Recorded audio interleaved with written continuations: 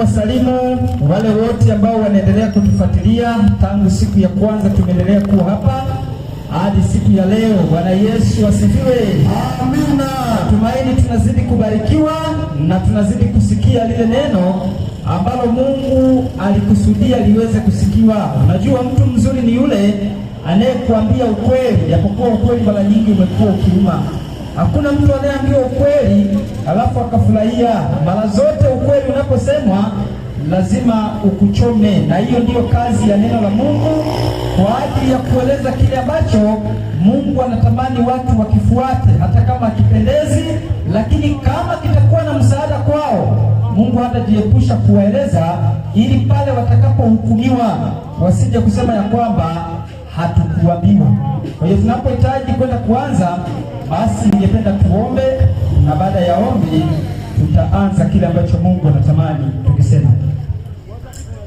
Baba wa Bwana wetu Yesu Kristo, Mungu wa utukufu, asante kwa sababu ya wema wako na upendo wako mwingi.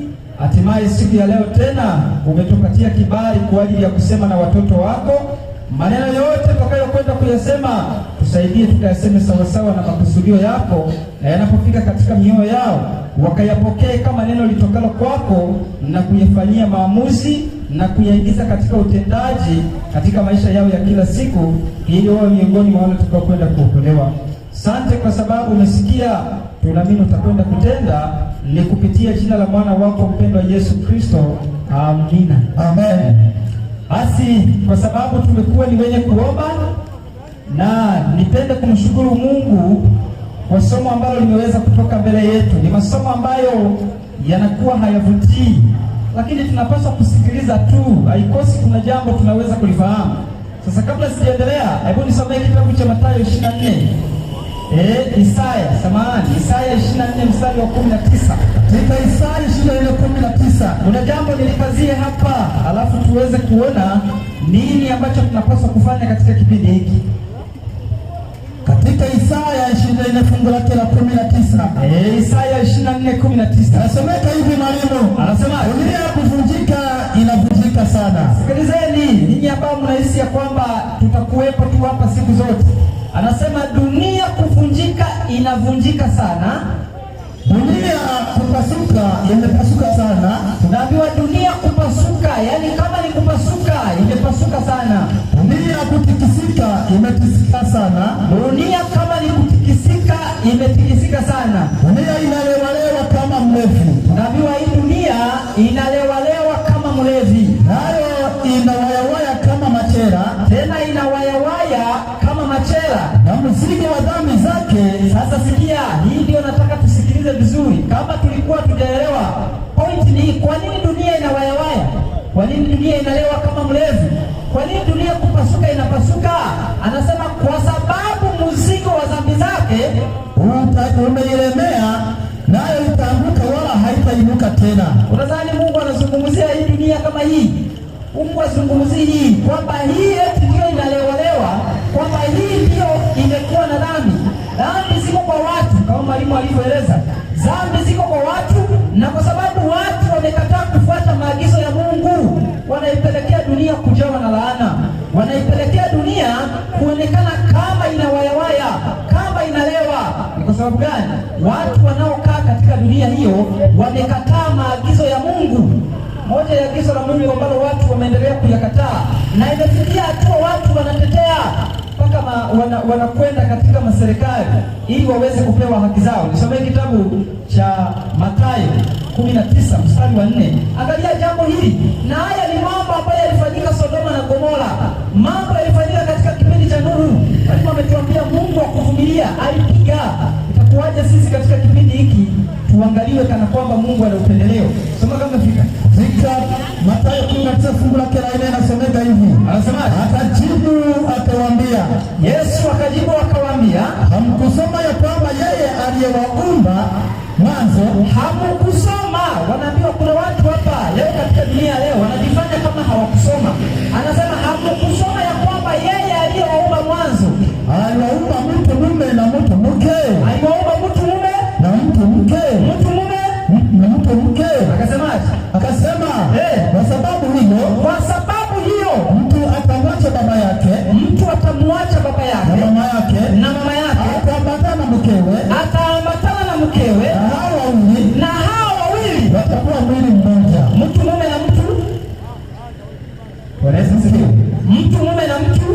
mke. Hao mtu mume na mtu mke wataacha wazazi wao, wataambatana pamoja, watakuwa mwili mmoja. Hayo ndiyo maagizo ya Mungu. Lakini leo watu wanataka mwili mmoja uwe mwanaume kwa mwanaume, wanataka mwili mmoja uwe mwanamke kwa mwanamke. Hilo ni kwa sababu gani wanatamani? Soma kitabu cha Warumi 2 na ule mstari wa 24 au soma 28 kwanza. Warumi 2:28. Leo watu wanakiuka maagizo ya Mungu. Mungu anataka mwanamke kwa mwanaume, hao ndio waoane. Lakini wanadamu leo, na sababu ni moja inayopelekea watake mwanaume kwa wanaume waoane, wanawake kwa wanawake wanataka waoane. Sababu ni nini? Tasoma katika Warumi 1:28. Anasemaje? Anasema twende, na kama utakataa kuwa na Mungu katika fahamu zao. Sikiliza, hiyo ni Warumi 1 mstari wa 28. Nimesema 2, samahani wale wanaoandika, wapo wanaopenda kufuatilia. Anasema kwa sababu walikataa kuwa na Mungu katika akili fahamu zao. Mungu aliwaacha wafuate akili zao zisizofaa. Kwa hiyo kumbe ukikataa kuwa na Mungu katika fahamu zako, Mungu anakuacha ufuate akili zako zisizofaa. Kwa hiyo kuna akili ambazo watu kwa sababu wamekataa kumfuata Mungu, Mungu ameamua kuwaacha wafuate akili zao. Ni zipi hizo? Rudi mstari wa 26. 26 anasema hivi. Warumi 1:26. Anasema katika Warumi 1:26. Anasema hivyo Mungu aliwaacha wafuate tamaa zao za aibu. Kwa hiyo unapokataa kuwa na Mungu katika akili zako, kwanza anakuacha ufuate akili zako mwenyewe. 2, anakuacha ufuate tamaa zako mwenyewe. Na hizo tamaa ni zipi? Anasema twende. Hivyo Mungu aliwaacha wafuate tamaa zao za aibu. Hata wanawake wakabadili matumizi ya asili kwa matumizi yasiyo ya asili. Alafu wanaume nao hivyo hivyo waliacha matumizi ya mke ya nini? Ya asili, wakawakiana tamaa. Wanaume wakayatenda yasiyowapasa na yasiyowapasa. Bwana Yesu asifiwe. Tunaambiwa kwa sababu watu wamekataa kuwa na Mungu katika fahamu zao, Mungu anawaacha wafuate akili zao. Anasema hivi, wanaume wanaacha matumizi ya mke ya asili. Bwana Yesu asifiwe. Amina. Kwani hakuna mwanaume ambaye ajui matumizi ya mke ya asili? Si kila mwanaume anajua kwa mwanamke matumizi ya asili aliyoambiwa atumie ni yapi. Lakini kwa sababu ya kufuata akili zetu wenyewe, kwa sababu ya kufuata akili zako mwenyewe, watu wameamua kukataa matumizi ya asili ambayo Mungu amewapatia. Lakini Mungu ni mwema. Anasema ya kwamba, hebu nisomee Ayubu 12:7. Usikie pale tunaambiwa tujifunze kwa watu gani. Leo wanadamu tunazidiwa na wanyama. Ni kwa sababu gani? Akili ambazo Mungu ametupa tunazitumia kufanya mambo mengine na kuacha kufuata kile ambacho Mungu anataka. Sasa tunaambiwa tujifunze kwa wanyama. Ayubu 12:7. Soma kama ilivyoandikwa katika Ayubu 12:7. Wewe tutaelewa. Lakini sasa sikiliza, kwa sababu watu wamebadilisha matumizi ya mke ya asili, wakaingia katika matumizi ambayo Mungu hakuagiza. Wanaume na wao wameanza kuwakiana tamaa wao kwa wao. Sasa sikiliza tunaambiwaje katika Ayubu 12:7. Anasema twende, lakini sasa waulize hao wanyama. Tunaambiwa tuwaulize hao wanyama. Sasa ni waulize wafugaji. Ulishaona mnyama amekosea? Leo kuna watu wanasema unajua nilipitiwa nikaenda kule sehemu nyingine. Uliona mnyama au ng'ombe, mbuzi, kondoo alipitiwa akaenda sehemu nyingine? Sasa tunaambiwa tujifunze hata kwa wanyama. Lakini na nini? Nao watakufundisha. Watu gani hao? Na nyuni na wangani. Nao watakuambia. Ukiona unapitiwa, siulize hata wanyama, watakuelekeza njia sahihi ya kupita. Leo watu wamekuwa kisingizia, jua mke wangu leo nimepitiwa. Sasa unapitiwa siku zote mpaka mnazaa watoto ulikuwa ujui. Bwana Yesu asifiwe. Amina. Kwa sababu gani? Watu wamekataa kufuata matumizi ya mke ya asili. Hiyo ni shida. Kwa nini? Wamekataa kuwa na Mungu katika fahamu zao. Na kwa sababu wamekataa kuwa na Mungu katika fahamu zao, Mungu anawaacha wafuate tamaa zao. Na mwisho wa hayo yote tutapigwa watu wa Mungu. Lakini kwa sababu Mungu hawezi kufanya jambo lolote. Soma kitabu cha Amosi 3 na ule mstari wa 7. Mungu hawezi kutoa adhabu kwa wanadamu kama hajawaambia. Lazima waonywe. Lakini leo watu wanashupaza shingo, itavunjika. Soma Amosi 3:7. Barikiwa. Hakika Bwana Mungu, sikiliza hayo maneno mazuri ya matumaini. Hakika Bwana Mungu hatafanya neno lolote lolote bila kuwafunulia watumishi wake. Kwa hiyo Mungu hawezi kufanya neno lolote bila kuwafunulia watumishi wake. Kwa hiyo yale ambayo Mungu anayatangaza sasa, anayafunua ili pale atakapokuja kutoa ghadhabu asiwepo mtu wa kusema unajua mimi sikusikia, unajua huku kwetu wa kusema. Wote anataka waseme. Sasa ibaki kwako, unakubali kutii au unakataa. Siku hiyo usije ukatoa udhuru. Hiyo ni kwa sababu gani? Mungu anatupenda wanadamu. Bwana Yesu asifiwe. Amina. Mungu hatamani hata mmoja apotee, lakini kwa sababu ya sisi kumkataa Mungu, basi Mungu anaamua kutuacha tufuate yale ambayo tunapenda kuyafuata. Nilikuwa napenda nikazie tu ili watu tuweze kutambua ya kwamba upendo wa Mungu ni mkubwa, na kwa sababu upendo wa Mungu ni mkubwa, anasemaje katika kitabu cha waraka wa pili wa Timotheo 4 anzia mstari wa 2. Waraka wa pili wa Timotheo 4 fungu lake la 2. Anasemaje? Soma kama ilivyoandikwa. Barikiwa. Hubiri neno. Sikiliza, kwa sababu Mungu anawapenda wanadamu. Hakuna siku eti malaika atashuka muone pale akiwa na mabawa, sasa anaanza kuwahubiria watu wa maeneo haya. Hiyo siku hakuna.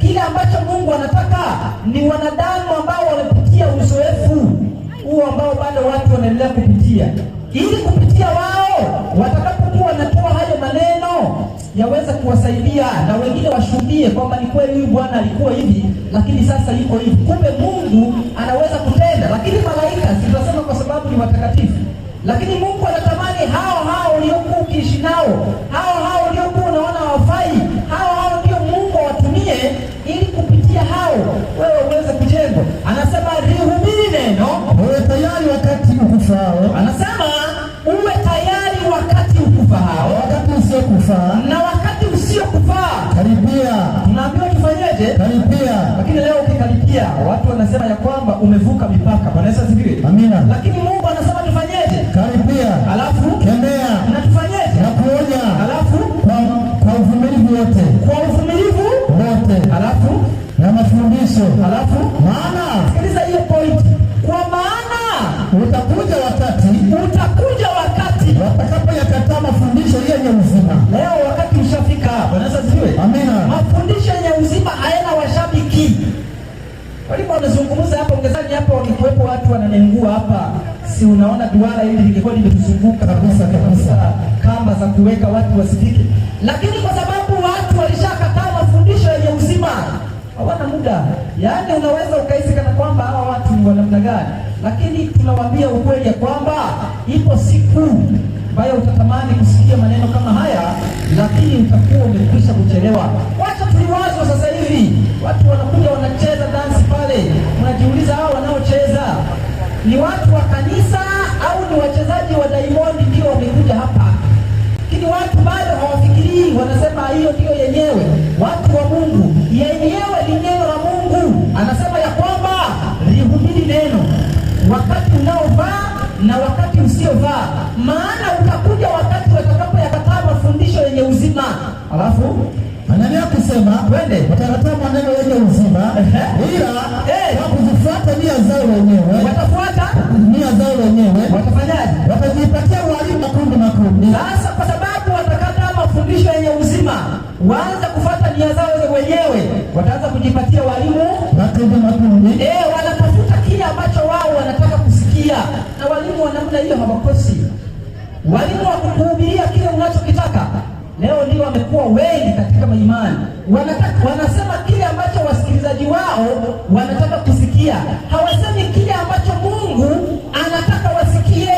Mfano, nikuoneshe mfano mmoja. Bwana Yesu asifiwe. Amina. Kitabu cha Timotheo wa kwanza 2 mstari wa 9. Nikuoneshe mfano, alafu niambie ushawahi kuyasikia haya kwenye kusanyiko lako huko? Kama hujawahi kuyasikia, unaambiwa yale unayotaka, si ambayo Mungu anataka. Soma kama umefika. Katika Timotheo ya kwanza 2:9. Barikiwa. Neno la Mungu linasema hivi. Twende. Anasomeka. Anasema hivyo, sikiliza hayo maneno ambayo hayavutii. Alafu kuna watu wanasema tunatafuta sadaka. Wewe endelea.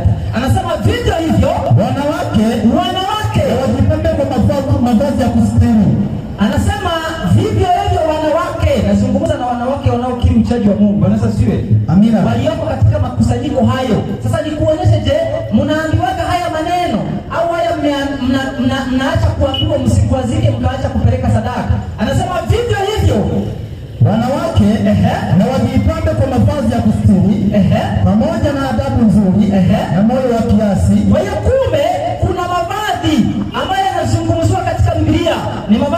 kufanyaje? Ya kujistiri. Mavazi ya kufanyaje? Kujistiri. Sasa nisomee kitabu cha Mithali 10 na ule mstari wa 7. Tumeambiwa kuna mavazi ya kujistiri ambayo wanawake wanaokiri uchaji wa Mungu wanapaswa kuyavaa. Alafu kuna mavazi gani mengine? Mithali 10:7 anasemaje? Anasema twende wakumbuka wenye haki. Soma 7:10. 7:10 anasemaje? Anasema hivi, twende. Kwa 7:10 inasema hivi, natazama, sikiliza, natazama mwanamke akamkuta ana mavazi ya kikahaba. Kwa hiyo katika Biblia kuna mavazi aina ngapi kwa wanawake? Aina 2. Kuna mavazi ya kujistiri na kuna mavazi ya nini? Ya kikahaba. Kuna mavazi ya kujistiri na kuna mavazi ya nini? Ya kikahaba. Tuangalie mavazi ya kikahaba ni yapi, alafu ujiulize ushawahi kuambiwa na wakati huo unayavaa. Kumbukumbu la Torati 22:5. Katika sikiliza mavazi ya kikahaba haya, alafu angalia leo wanaosema wanakiri uchaji wa Mungu, wanawake wa Kristo ndio wanakinga hayo, alafu hawaambiwi, wanaambiwa tu kwamba haleluya, mtabarikiwa, pokea makontena, pokea nyumba, pokea magari. Unapokea kutoka wapi na wakati umekataa kutii maagizo ya Mungu? Soma Kumbukumbu la Torati 22:5. Nasema wewe mwanamke asivae mavazi ya mpasayo mwanamume. Ni mimi ndio nimesema? Hapana, ni Mungu amesema. Mungu si ndiye kasema? Ndio. Hiyo Biblia iliandika mimi? Hapana. Si tumekuwa tukakuta yameandikwa kabisa yakakauka? Ndio. Sikia unaambiwa katika kusanyiko lako wewe mwanamke unayefanya hivyo. Anasemaje?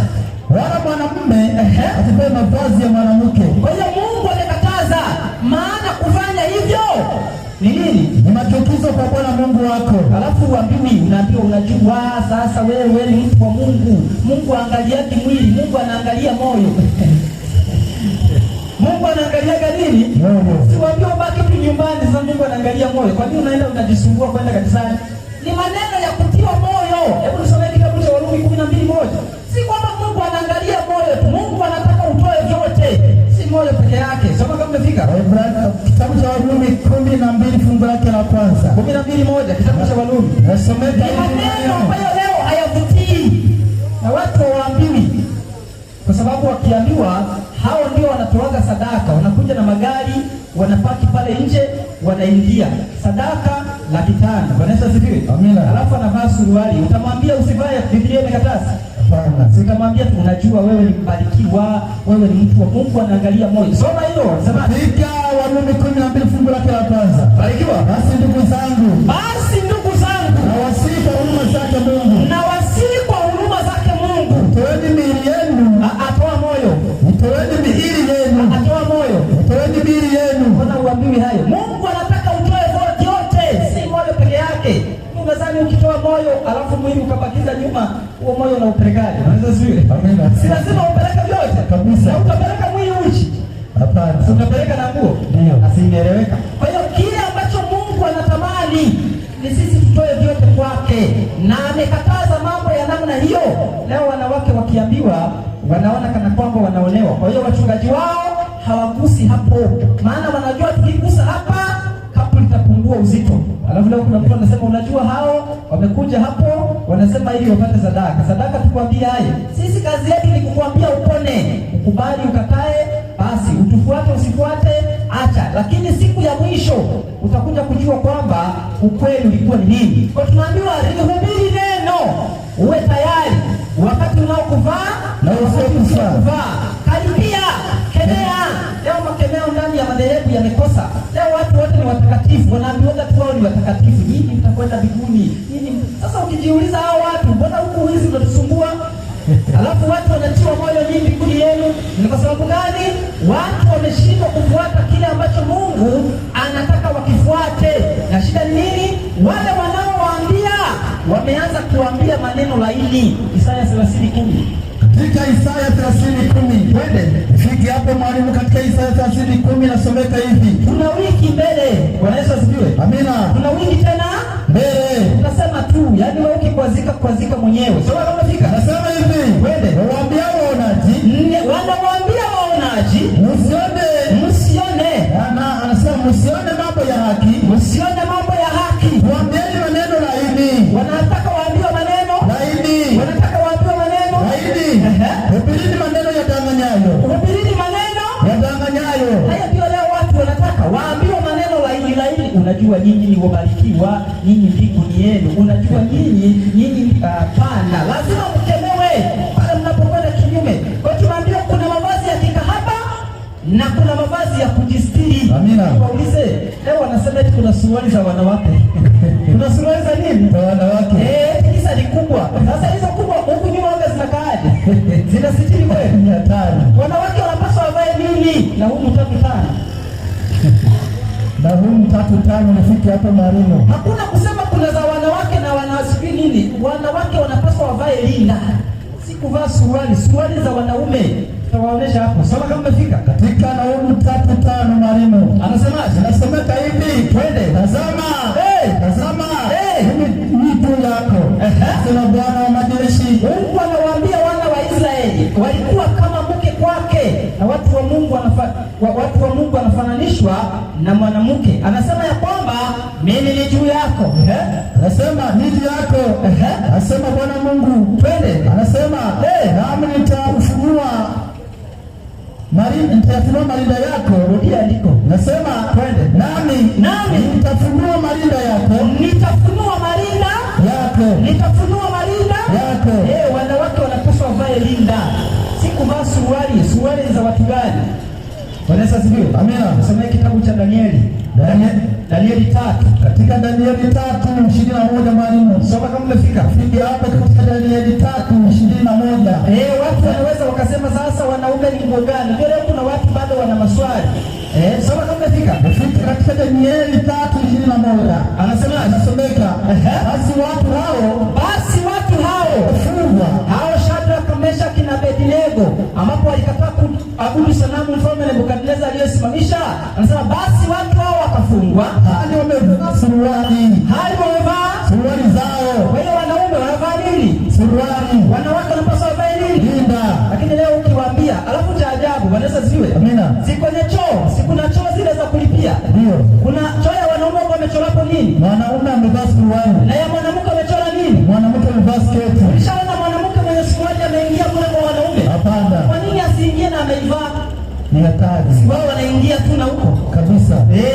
Hiyo kitu Mungu hapendi. Si tunaona hata mifano inakuwa iko wazi. Lakini kwa sababu tunakiuka maagizo ya Mungu, wacha laana itupepete. Lakini Mungu atamani iti watu wa Mungu. Bwana Yesu asifiwe. Amen. Mungu anatamani turudi katika maelekezo yake. Lakini leo watu tunapuuza kwa sababu tunataka kufuata kile ambacho sisi tunataka. Hiyo ni hatari kubwa watu wa Mungu. Na kama tunaambiwa maneno hayo ili tuendelee kubaki katika imani, ukitambua mwambie mchungaji, wewe utanipoteza. Kuna siku watu watakuja kulia kwa sababu ya wachungaji wao. Kuna siku watu watakuja kulia kwa sababu ya wale walioweka matumaini kwao, wakizani wanawaambia ukweli. Siku hiyo inakuja. Ni bora ujisalimishe, kukubali kufuata ukweli na si kutiwa moyo. Mtu mzuri ya kutii moyo anakuambia hapa umekosea, badilisha. Si kusema unafanya vizuri alafu baadaye unakuja kuharibikiwa.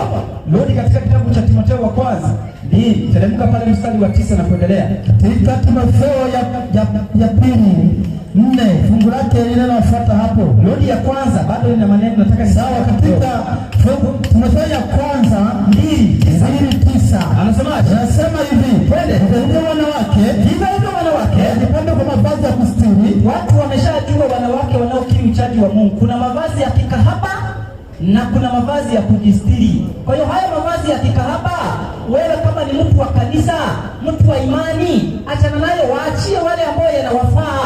Sinaona wakivaa wanavyotembea, si ndio? Ili wauze vile vitu ambavyo wanakuwa nauza. Wewe ambaye ushaacha kuuza, si unatakiwa uvae mavazi mazuri uonekane kana kwamba wewe ni mtu wa Mungu. Teremka na andiko. Pamoja na adabu nzuri na moyo wa kiasi. Uwe na moyo wa kiasi, si kwa kusuka nywele. Rudia. Si kwa kusuka nywele. Unajua kuna watu wakisikia haya wanaona hao wamekuja na Biblia gani? Ni ile. Andika ukasome. Wanaweza ziwe. Amina. Hao wamekuja na Biblia ya aje? Ni hiyo tu ambayo unayo nyumbani. Anasemaje? Si kwa kusuka nywele. Unajua leo ukisema hivyo watu wanaona kana kwamba watu wamechanganyikiwa. Wacha tuone tumechanganyikiwa. Lakini lazima tuseme ule ukweli. Kwa Mungu anatamani muweze kuuelewa na kuokolewa kwao. Lakini habari za kutiana moyo Mungu hataki. Anataka watu wakae katika maagizo yake, anataka watu wakae katika yale ambayo yeye anayazungumza. Tuangalie waliokuwa wakisuka nywele walikuwa ni watu gani katika Biblia? Si watu wa Mungu. Wafalme wa pili 9:30. 9:30 Wafalme wa pili.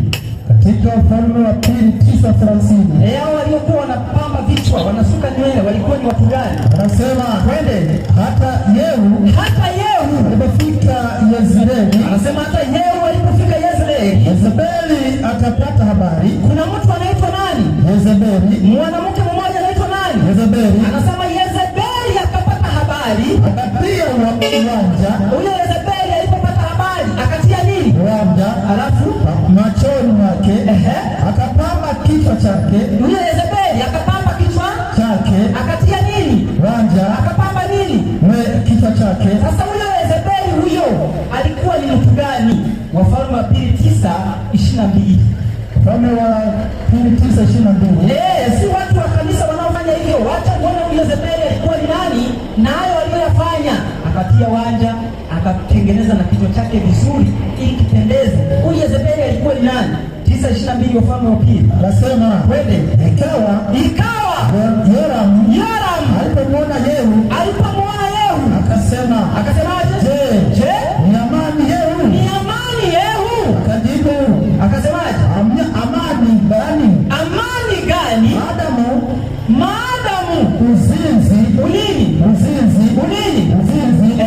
wa mama yako nani? Yezebeli na mchawi wake ni mingi. Kwa hiyo kumbe Yezebeli katika Biblia anapamba kichwa, anatia wanja, alikuwa ni mtu gani? Alikuwa mzinzi. Na nini tena? Alikuwa pia ni mchawi. Alafu unakuta ni mtu wa kanisa, unaiga tu pasipo kujua. Si usome tu maandiko uweze kujua unatakiwa ufanyeje, mwanamke afanyaje. Wakorintho wa pili, Wakorintho wa kwanza 11:5. Ufanyeje sasa kama umekatazwa kusuka? Ufanyeje? Si lazima Mungu akikataza jambo atupatie njia nyingine. Mungu anaita alternative, si ndio? Soma kama unafika.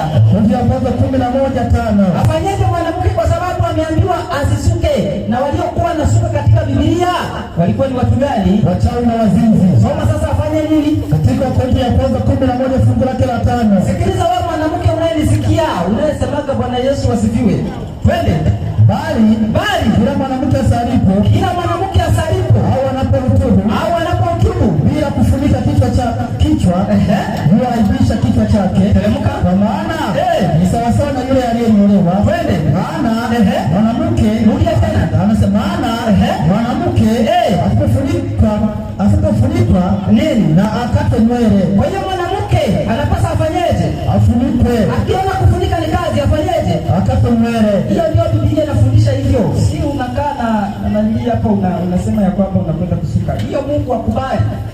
Tunaona ndugu zetu wa Kiislamu wanaweza siwe. Amina. Hayo mavazi ndio Wakristo wanapaswa wavae. Kabisa. Unavaa mavazi ambayo yanaonesha viungo. Wanaweza siwe. Amen. Ukiambiwa tu iname hivi mchungaji anashinda kuhakikisha ibada yake. Hapo unasema mpo kanisani. Kuna tabana watu wanakuwa ni wazizi. Wanakwaya kwa wanakwaya wanapitiana. Unajiuliza shida ni nini?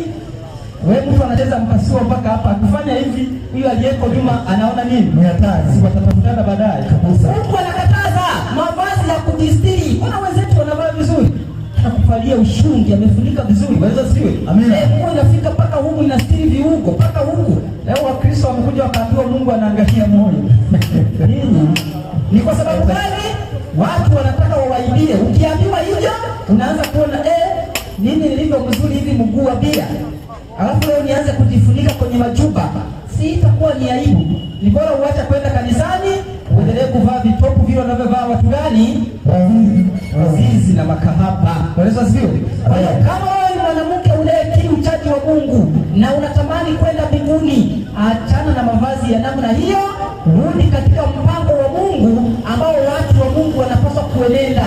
Na wewe mwanaume unayenisikiliza, acha kumvalisha mke wako tunguo tu namna hiyo. Wanaweza sio? Amina. Ukipenda unakuwa unamvalisha ndani tu, anakuwa na kanato huko ukiwa naye. Akitoka nje, avae nguo ambazo zinaweza zikamtukuza Mungu kule. Wanaweza sio? Amen. Kwa hiyo mafundisho ndiyo sababu ya watu wengi kupotea na mafundisho ndiyo sababu ya watu wengi kuokolewa. Tunaambiwaje?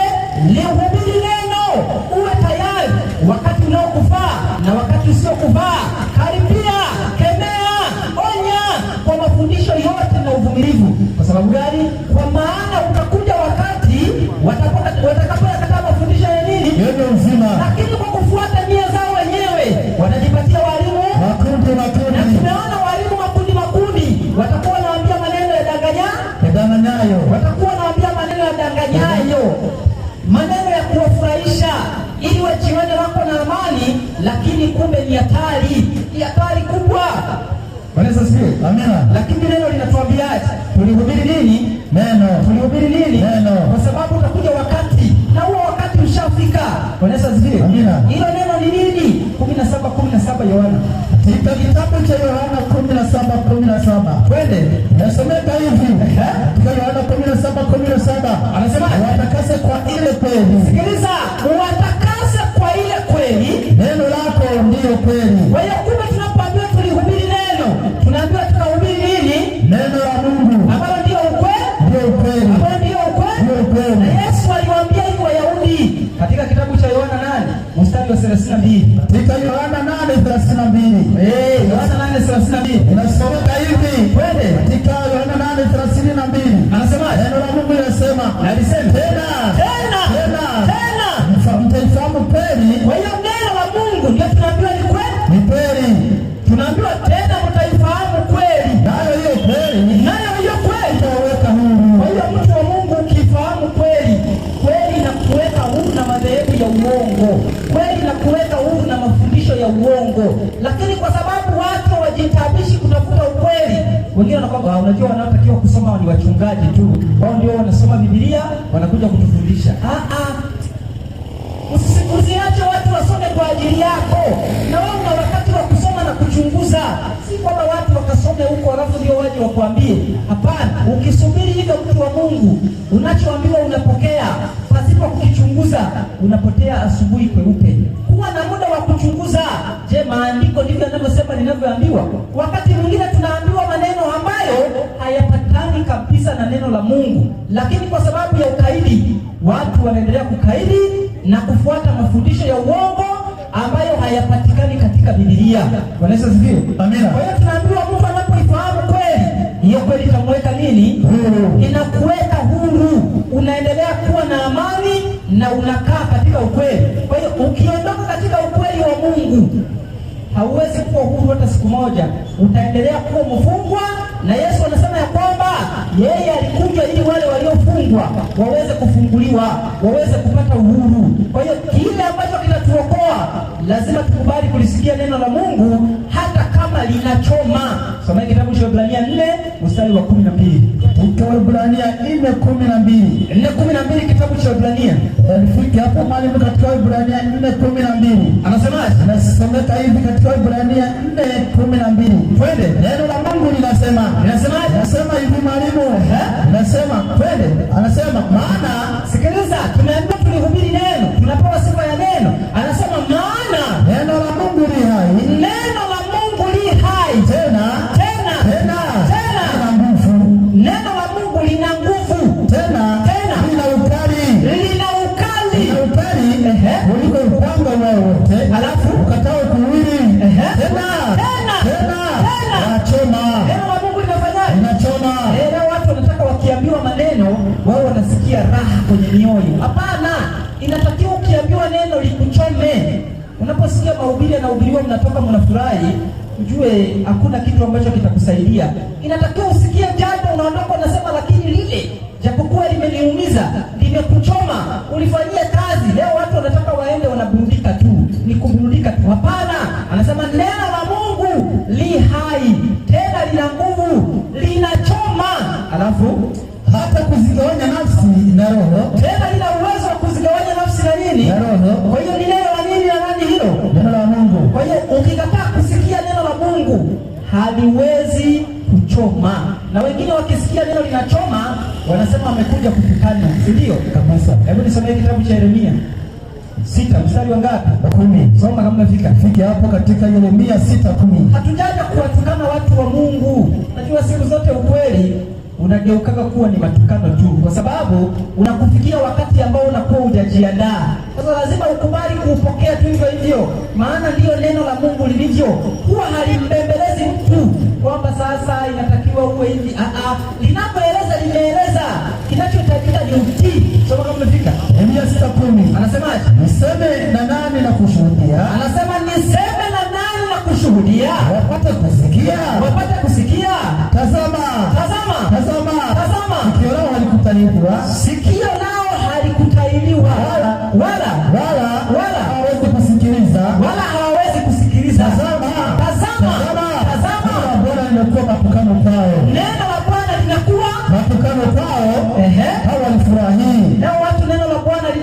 linapokuja linageuka kuwa nini? Matukano.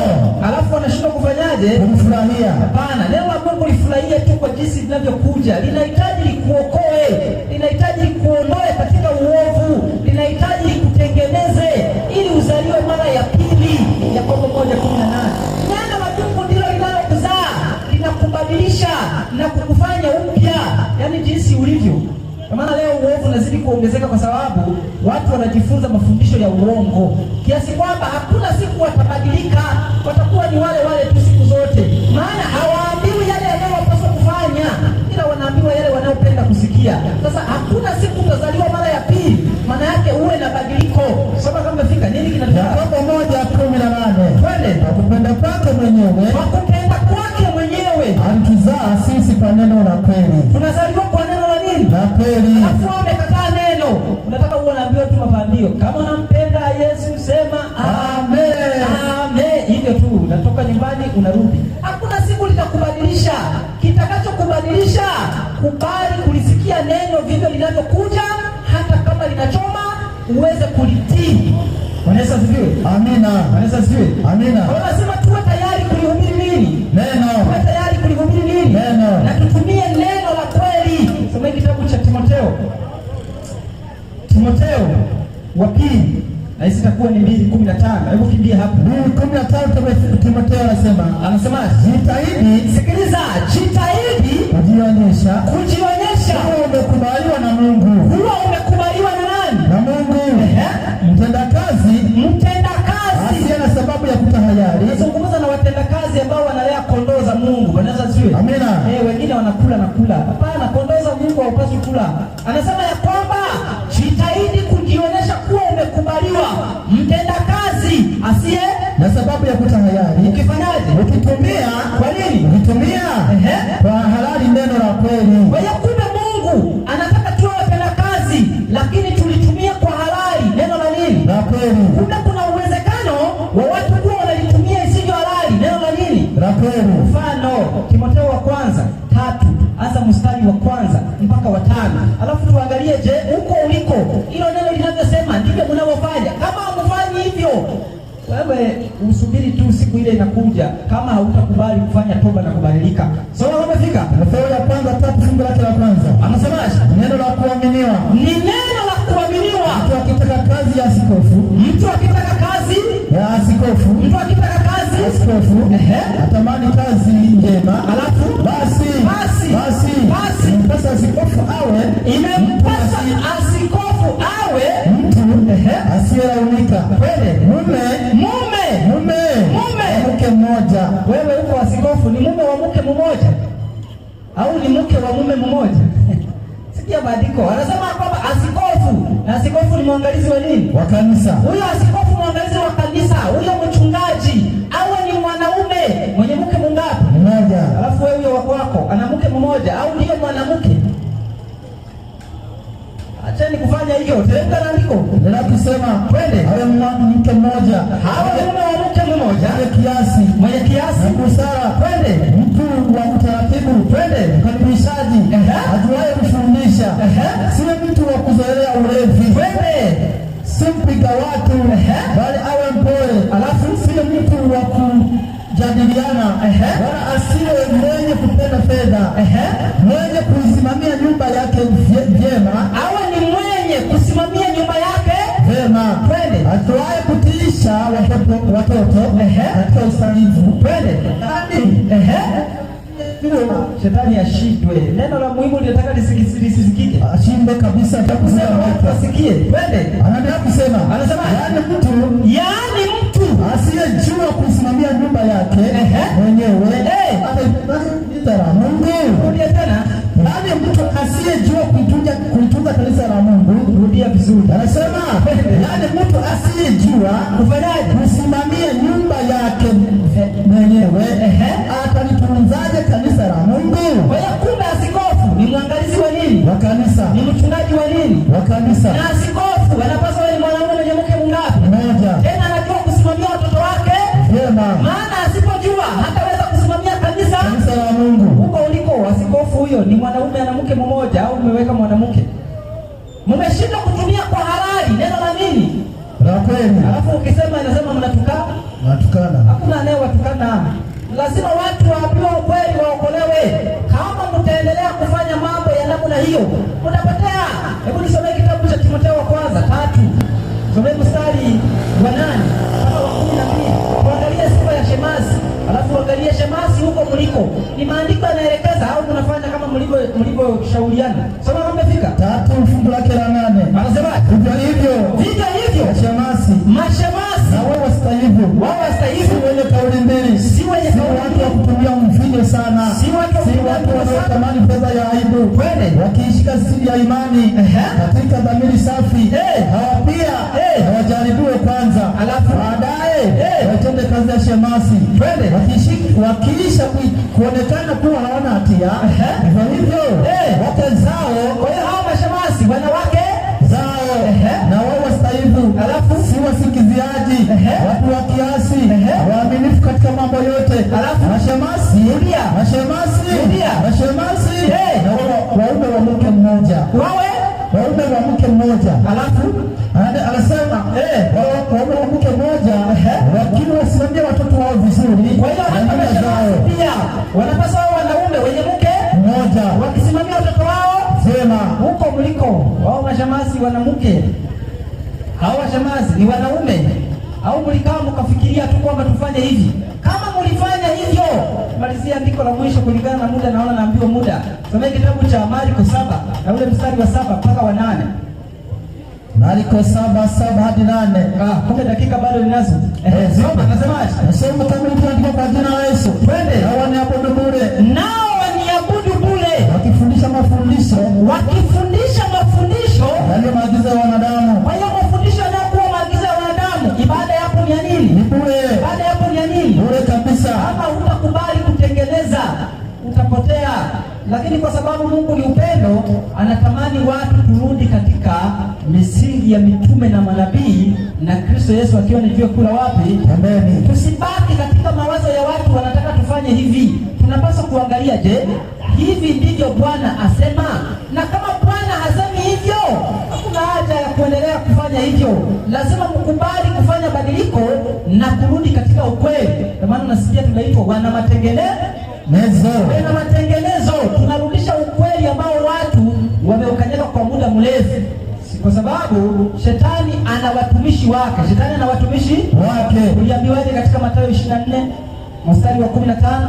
Anasema katika Mathayo 7. Soma Mathayo 24. Anasema fiki hapo mwalimu. Fika usome. Anasema hivi katika 24 kitabu cha Mathayo. Ndio. Anasema hivi. Anasema kwa maana watatokea makristo wa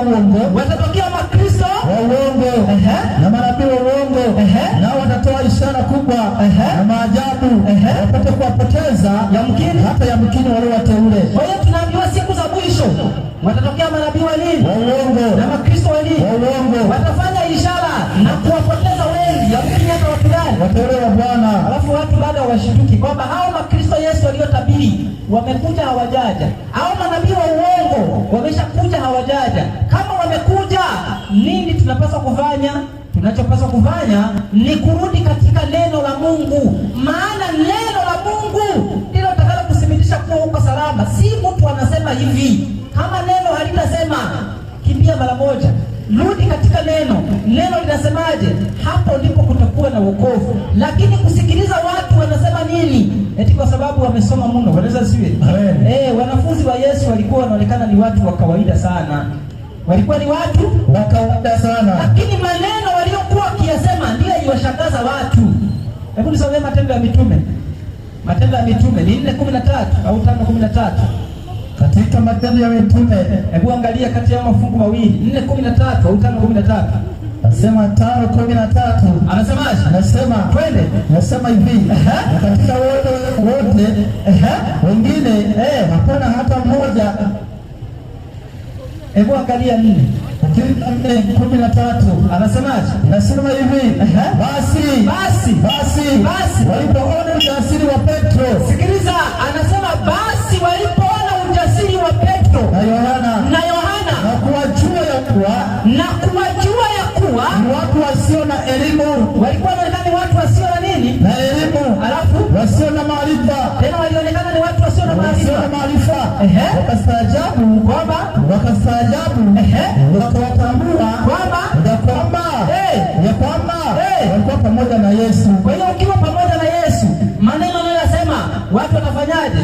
Watashangaa. Na imani watu wameshashangaa kwamba huyu bwana ni wa kawaida, lakini maneno anayosema tunashangaa. Ni kwa sababu tupo na Kristo. Hakuna shule ambayo nimekwenda eti nikakaa ninasoma. Iko hivi, Bwana Yesu asifiwe. Amina. Kuna shule za Biblia, si kuna vyuo vya wachungaji kabisa. Waadventista Sabato si wana chuo chao kabisa. Wakatoliki si wana chuo chao kabisa. Walokole si wana chuo chao kabisa. Huwa wanaenda kujifunza Biblia au imani zao. Wanaenda kujifunza imani zao. Wanakuwa wanajifunza Biblia wakafikia uelewa huo mmoja. Lakini kila imani ina chuo chake. Wanajifunza imani yao.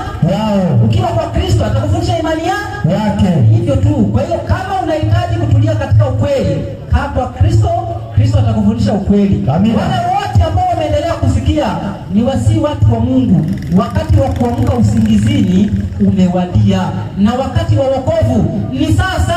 Wakorintho wa pili 6 anza mstari wa kwanza na wa pili tunapokwenda kuelekea mwisho.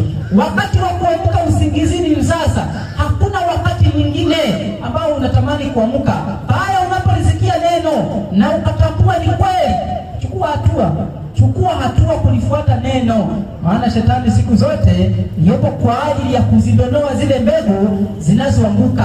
Tunasoma mifano, Bwana asifiwe. Amina. Na mbegu zinaanguka kwenye udongo mzuri, zingine zinaanguka kwenye miiba, zingine zinaanguka kwenye mawe, zingine zinaanguka njiani. Zinazoanguka kwenye miiba, shida yake unajua, mambo ya ulimwengu yanazisonga, zinakufa kabisa. Soma hiyo andiko nilokupatia katika Wakorintho ya pili 6:2 anasema kwa maana asema wakati uliokubalika nalikusikia. Tunaambiwa Mungu anasema wakati uliokubalika nalikusikia. Siku ya wokovu nalikusaidia. Tazama wakati uliokubalika ndio sasa. Sema wakati wa kubalika ndio sasa. Na tazama siku ya wokovu siku ya wokovu ndio sasa. Kwa hiyo siku ya mwanadamu kuokolewa ni sasa. Ndio. Kuna watu wanakuambia mimi kumwamini Yesu hadi nioe. Unajua ukiwa hujaoa inakwenda hivi. Sasa mimi kuamini Yesu hadi nioe. Siku ya wokovu ni sasa. Usiweke sababu zingine ambazo zinakupelekea uachane na kumfuata Kristo. Kwa hiyo natamani kuona wale watu ambao watakuwa tayari kufuata ukweli na kutamani kuuishi ukweli huo. Hapo ndipo nitakuwa nimefikia mwisho kulingana na muda. Mungu awabariki. Lakini kabla tujaondoka, natamani tuombe. Kama kuna wale wanaopenda tuweze kuomba pamoja, lakini wale wanaosema kwamba mimi nimesikia ukweli, tutakuwa na ubatizo. Ubatizo ni ishara ya kuzaliwa mara ya pili. Ubatizo ni ishara ya kwamba umemkubali Kristo na kuyaacha mambo ya ulimwengu. Kwa hiyo kama kuna watu pia ambao watakuwa tayari, wale wenye ujasiri, maana leo watu wamekuwa ni waoga. Tunapaswa kuwa na ujasiri tunaposikia maneno ya Mungu na kujitoa kwa ajili ya mwenyewe, si kuwa waoga. Hakuna siku naenda mbinguni na mtu mmeshikiliana hivi, utaenda mwenyewe. Na kwa sababu utaenda mwenyewe, inapaswa kuwa na ujasiri kujitoa kwa ajili ya Mungu. Bwana asifiwe. Basi tunapokwenda kuomba tuweze kupiga magoti, lakini kama kuna mtu wa namna hiyo, tunakuomba tu unaweza kupita mbele tukaomba pamoja. Lakini kama ujasiri utakuwa huna, lakini ujitahidi siku moja uwe tayari kujitoa kwa ajili ya Kristo. Unaweza ukainamisha uso wako hapo ulipo tukaweza kuomba pamoja. Basi tuombe. Baba yetu na Mungu wetu, tunasema asante kwa sababu yote uliyotaka yasikike kwa watoto wako yameweza kusikika. Kilichobaki kupitia Roho wako Mtakatifu, wasaidie yote walioyasikia yakawe mbegu njema katika maisha yao ya kila siku, wakayaingize katika utendaji, ili siku moja wakawe miongoni mwa jamii ya familia ya mbinguni. Asante kwa sababu wewe ni mwema. Tunaamini utaendelea kuwa pamoja na wao. Zaidi ya yote, endelea kuwasaidia watu katika maeneo haya wanaendelea kufanya biashara, uendelee kuwa pamoja nao ukiwabariki. Zaidi ya yote, uwakumbushe kuishi katika neno lako. Hiyo ndio imani ya kweli. tunakumbuka serikali za mitaa, lakini tunakumbuka serikali mpaka ngazi za juu, wenyekiti wa vijiji, mabalozi, rais. Endelea kuwa pamoja na wao ukiwapatia afya na uzima. Zaidi ya yote, endelea kuwapatia hekima, kuwaongoza wanadamu ulioweka chini yao, ili amani iendelee kupatikana, neno lako lizidi kuhubiriwa, wale watakaosikia waweze kuokolewa, ili siku ile mwanao Yesu Kristo atakapokuja ajinyakulie kundi kubwa la watu. Asante kwa sababu umesikia. Tunaamini utaendelea kuwa pamoja nasi, uwepo wako usitupungukie. Tumeomba kupitia jina la mwana wako mpendwa Yesu Kristo, amina. Amen. Basi hapo ndipo tutakuwa tumefikia mwisho. Niwatakie biashara njema, niwatakie usiku mwema. Mungu akitujalia tena kesho tutaendelea kuwepo hapa. Tumebakiza wiki moja, kwa hiyo ni moto. Tutaendelea kusema ukweli. Ukiumia enda nyumbani, acha kusikiliza. Sio lazima usikilize, wale wanaopenda wasikilize waweze kuokolewa. Mungu awabariki. Amina. Basi nipende kusema yalo ya kweli Mungu aliyokuja kusudia yasikike katika jioni ya leo ni hayo. Kwa hivyo hawa ni watumishi wa Mungu, kama tulivyoendelea kujitambulisha ya kwamba hawa ni watumishi wa Mungu Waadventista wa Sabato, wana matengenezo. Hata hivyo ungejisumbua kama kusikiliza, maana tumetoka mbali, na tukisema tukueleza tulikotoka ni mbali na hujawahi kuona. Kwa hivyo Mungu ametamani wakazi wa mji huu wa Urambo wasikie maneno ya uzima.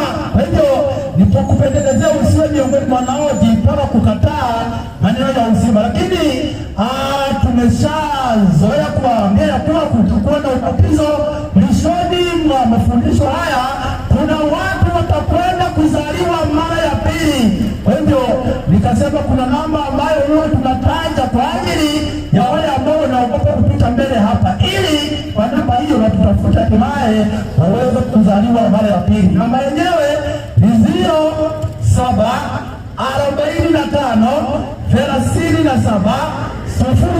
0745370016. Tarudia